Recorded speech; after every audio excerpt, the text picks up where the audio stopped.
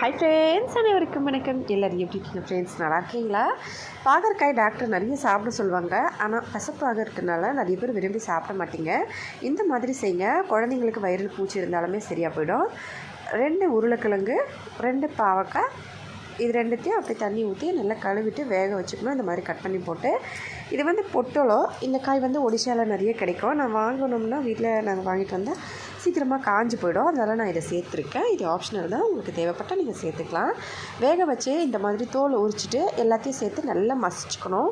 எந்த அளவுக்கு மசிச்சணும்னா அப்படியே நல்ல மாவு மாதிரி ஆகணும். அந்த அளவுக்கு நம்ம இதை மசிச்சுக்கணும்.